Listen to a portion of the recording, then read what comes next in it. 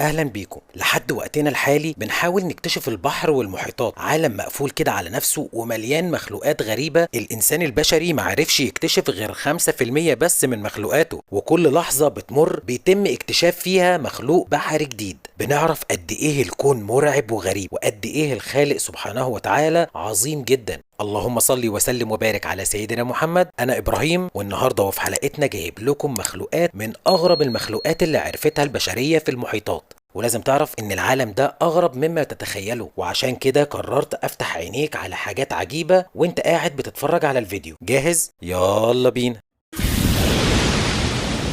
السمكة اللي شكلها مرعب دي واللي حرفيا تخوف اسمها سمكة جاو فيش، ونوع الأسماك دي بيضم حوالي 80 نوع مختلف، موجود في المحيطات الهندية والمحيط الهادي والأطلسي. والصورة اللي قدامك دي لذكر، لأن هو اللي بيجمع البيض ويحطه في فمه وبيشيل مسؤوليته ويعتني بيه بعد تخصيبه، وبيفضل عايش بالشكل ده لو الأنثى وضعت البيض، يعني بيفضل جامعهم في فمه لحد ما يفقسوا. انت متخيل؟ أب جدع جدا بصراحة.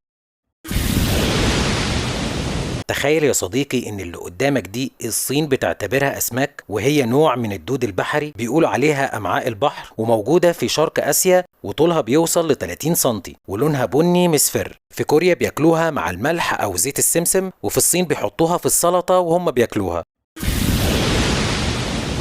السمكة اللي قدامك دي واللي شكلها مرعب جدا وصدمك من أول نظرة هو نوع من الأسماك اسمه وولف فيش. أول ما تشوفه تحس إنك مش مرتاح وممكن تجري من قدامه. النوع ده موجود في المحيط الهادي والمحيط الأطلسي الشمالي، عنده فك شبه فك الكلب جدا وقوي بدرجة رهيبة. السنان دي ممكن تكسر عظمك، وبرغم إن شكله مرعب ومريب إلا إنه ودود، والغواصين أحيانا بيقربوا منه وبيحضنوه. السمكة دي اسمها سمكة الزناد، وده لأنها سمكة عندها فم شبه فم الإنسان، تحس كده إنها عاملة فيلر. بتعيش في البحيرات والشعاب المرجانية في المحيط الهادي، وبرغم إن شكلها غريب ومرعب جدا إلا إن حجمها كمان كبير وضخم جدا. والسمكة دي حجمها بيوصل لمتر تقريبا، جسمها شكله بيضاوي وراسه كبيرة. اوعى يا صديقي تفتكر إن السمكة دي لطيفة، العضة منها قوية جدا، وده لأن فكها قوي بدرجة رهيبة، وبتتغذى على المرجان وديدان الأنبوب والقشريات والرخويات. سمكة ذكية جدا وما بتقربش من الغواصين بسهولة، وبتكون عدوانية جدا وبشكل مرعب في موسم التكاثر. ولو حاولت تاخد منها أي ابن من عشها ممكن تجري وراك وتهاجمك بوحشية جدا. وأصلا السمكة دي مش للأكل لأن لحمها مسمم. اللهم احفظنا يا رب. كل ده بق. السمكة دي اسمها سمكة العقرب الشيطانية، تحسها جزء من الشعاب المرجانية، وأكيد هتكتب لي في الكومنتات هي فين السمكة أصلا. ركز كويس وانت هتشوفها. السمكة دي موجودة على عمق حوالي 80 متر في المحيط الهندي والهادي، وعندها راس عريضة وفم واسع. لونها المميز بيخليها تعرف تختفي كويس في وسط الشعاب المرجانية والحجارة. تخيل لو غواص لمسها وافتكر إنها شعاب مرجانية بيتصاب بألم شديد جدا وبيستمر لأكتر من 12 ساعة.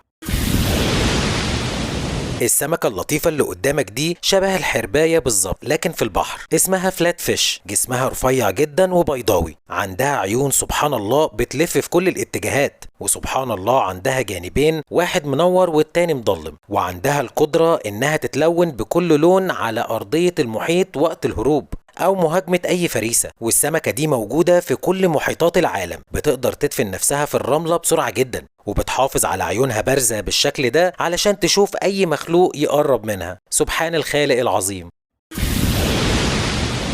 عزيزي المشاهد، اللي في الفيديو قدامك ده نوع من الرخويات، نقدر نقول عليه ابن عم الاخطبوط والحبار، واسمه نوتيلوس. برغم ان جسمه ناعم لكن سبحان الله عنده غلاف خارجي صلب بيحميه، والغلاف ده فيه غرف داخلية كتير مقفولة، والمخلوق نفسه عايش جوه اكبر غرفة في الغلاف، والغرف التانية بيستخدمها زي خزانات الغواصة. المخلوق ده بيعوم بطريقة عجيبة جدا، وده بسبب تصميم الغلاف الخارجي بتاعه اللي بيدفع من خلاله توجهات خلفية وامامية ومنعطفات. السجلات الأحفورية بتقول إن المخلوق ده موجود من حوالي 500 مليون سنة. أنت متخيل؟ كائن عايش كل السنين دي ولسه ما انقرضش. سبحان الخالق العظيم، حاجة عجيبة جدا.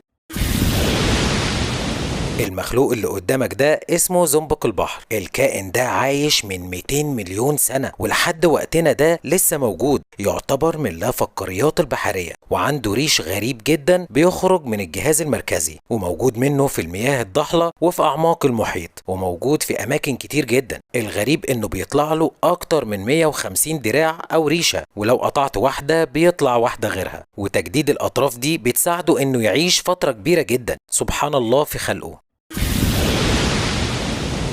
أول ما تشوف الكائن ده على طول هتفتكر شكل التنين الصيني الأسطوري، لأنه شبهه جدا بألوانه وشكله، لكنه في الواقع ثعبان بحري جسمه طويل ورقيق وعنده زعانف ظهرية، واسمه أنقليس الشريطي. موجود في البحيرات والشعاب المرجانية في المحيط الداخلي والهادي. والغريب واللي عقلك مش هيصدقه في الحيوان ده إنه بيحصل له تحول في مرحلة عمرية معينة. التحول ده غريب جدا سبحان الله، وهو إنه بيبدأ حياته كذكر، وبعدين لما بينضج بيتحول لأنثى، وكمان ألوانه بتتغير لما بيبدأ يتبدل. شيء غريب جدا.